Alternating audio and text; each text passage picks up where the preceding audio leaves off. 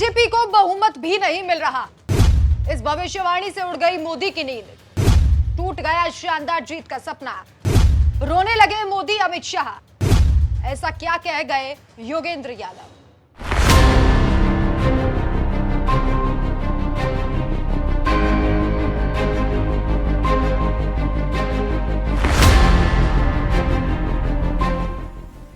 नमस्कार, मैं हूं आपके साथ राखी लांबा और आप देख रहे हैं न्यूज एक्सप्रेस। लोकसभा चुनाव में जीत का ताज किसके सर पर सजेगा, इस पर सभी की नजरें हैं। देश के प्रधानमंत्री नरेंद्र मोदी 400 पार का सपना आंखों में संजोए हुए चैन की नींद सो ही रहे थे कि तभी एक भविष्यवाणी ने मोदी को 440 वोल्ट का झटका दे दिया, जिसके बाद शायद दिल्ली में बैठे मोदी के साथ साथ अमित शाह भी सोए नहीं होंगे। जैसे ही देश में 6 चरणों की वोटिंग संपन्न हुई तो राजनीतिक विश्लेषक योगेंद्र यादव ने लोकसभा चुनाव को लेकर अपना फाइनल प्रेडिक्शन जारी किया, जो मोदी के लिए गले की फांस बन गया है। योगेंद्र यादव ने अपने एक्स सोशल मीडिया और इसी के साथ साथ यूट्यूब पर भी इस वीडियो को जारी कर प्रेडिक्शन शेयर किया, जिसमें उन्होंने कहा कि इस बार बीजेपी खुद बहुमत से बहुत दूर होगी। जी हाँ, आपने बिल्कुल ठीक से ठीक सुना। ये वीडियो बेहद जरूरी है। सबसे पहले इस वीडियो को शेयर करते हुए योगेंद्र यादव ने जो कुछ लिखा है वो आपको दिखाते हैं, और उसके बाद योगेंद्र यादव का पूरा वीडियो आप बड़े ही गौर से ध्यान से सुनना, जिसमें उन्होंने मोदी को अब तक का सबसे बड़ा झटका दे दिया है। योगेंद्र यादव ने लिखा, इस नए वीडियो में चुनावी रुझान का फाइनल आंकलन पेश है। 400 या 303 छोड़िए 272 पार नहीं जाएगी बीजेपी। अगर हवा और जोर से चली तो संभव है कि एनडीए भी बहुमत हासिल ना करे। चुनावी रुझान के सच को बताने वाले मेरे पिछले वीडियो को करोड़ से ज्यादा अधिक लोगों ने देखा था। सहमति, असहमति, आलोचना और सवाल सबके लिए शुक्रिया। मीडिया के भ्रमजाल से बचने और बचाने के लिए इस वीडियो को देखें और दिखाएं। अब आप योगेंद्र यादव की भविष्यवाणी सुनिए और उनके आंकलन से आप कितने सहमत हैं ये हमें जरूर बताइएगा। इसके साथ साथ ही जब आप ये वीडियो सुनेंगे तो क्या आपको भी लगता है योगेंद्र यादव ने जो कुछ कहा वो बिल्कुल ठीक साबित होगा? हमें कमेंट करके अपनी राय जरूर बताइएगा। और आपको बता दें कि आप योगेंद्र यादव की इस तरह की तमाम वीडियोस उनके यूट्यूब चैनल पर और साथ साथ ही एक्स सोशल मीडिया प्लेटफॉर्म पर भी देख सकते हैं, जहां से हमने ये वीडियो ली है।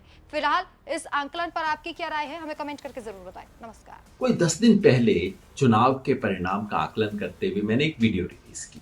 करोड़ों लोगों ने देखा, लाखों प्रतिक्रियाएं आई, सवाल पूछे गए। सबने कहा कि भाई 4th पेज से पहले आपने किया था, अब फाइनल मूल्यांकन क्या है?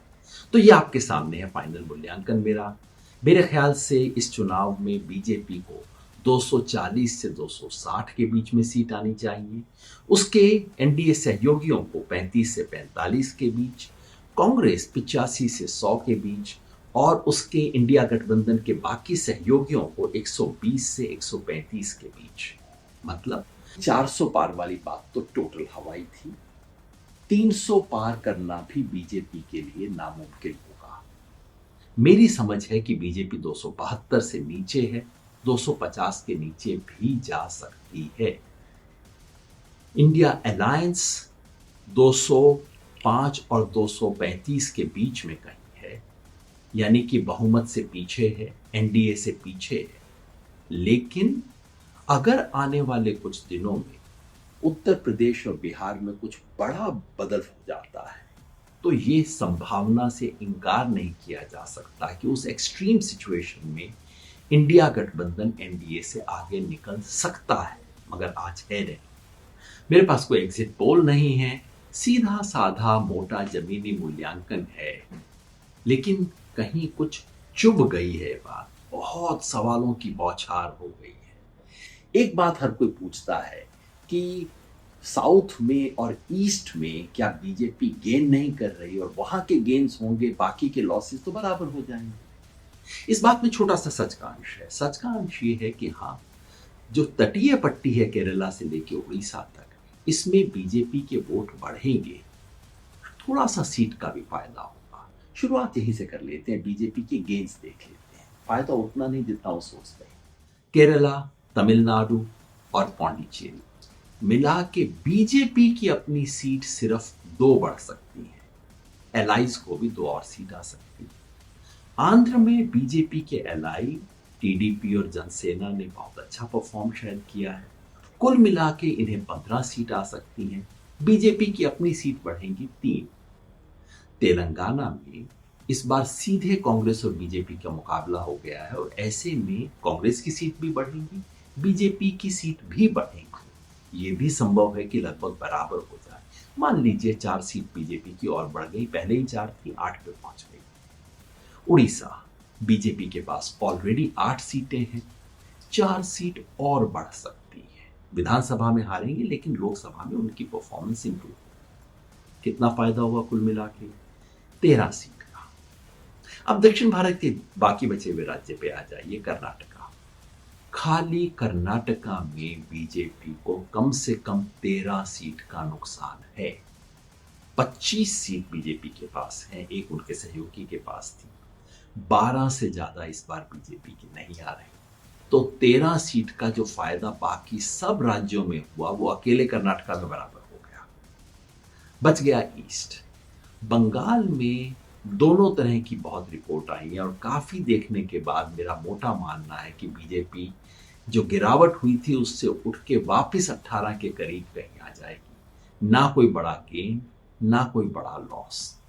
नॉर्थ ईस्ट में पिछली बार बीजेपी ने बहुत अच्छा परफॉर्म किया था, असम और सारे राज्यों में। मोटे तौर पे बीजेपी लगभग वहीं कहीं पे खड़ी है।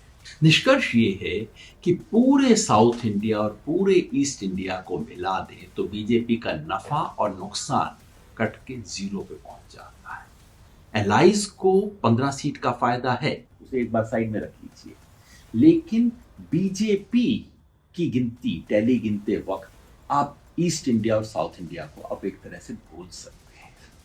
अब देखिए सिर्फ ये जो बाकी इलाका बचा है जहां पिछली बार बीजेपी ने स्वीप किया था, यहां पे बीजेपी की कितनी सीट कम होती है वही उसकी नेशनल टैली में कम होती है। शुरुआत करते हैं महाराष्ट्र से। महाराष्ट्र में पिछली बार एलाइज के साथ एनडीए को 42 सीट थी, इस बार कम से कम 20 सीट का नुकसान है।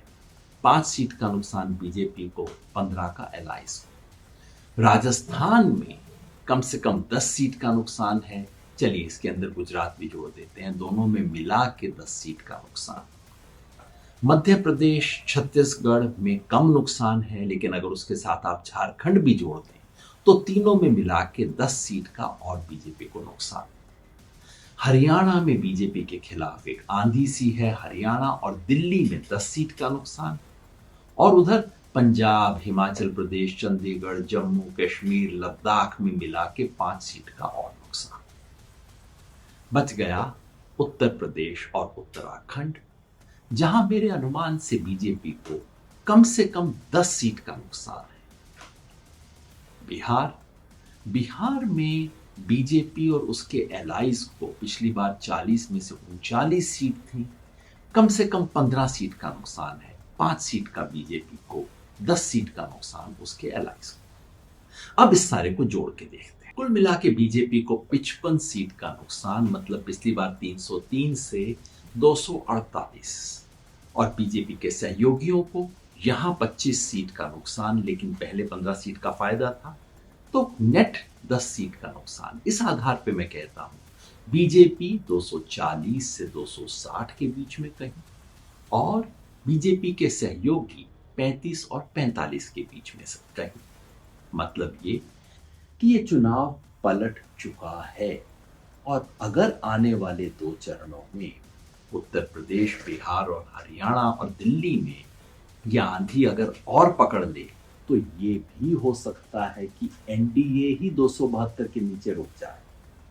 ये वो सच है जो मीडिया, पोस्टर, एक्सपर्ट आप तक पहुंचने देना नहीं चाहते। ये वो सच है जो मेरा फर्ज है आप तक पहुंचाना, और आपका फर्ज है आगे हर व्यक्ति तक पहुंचाना।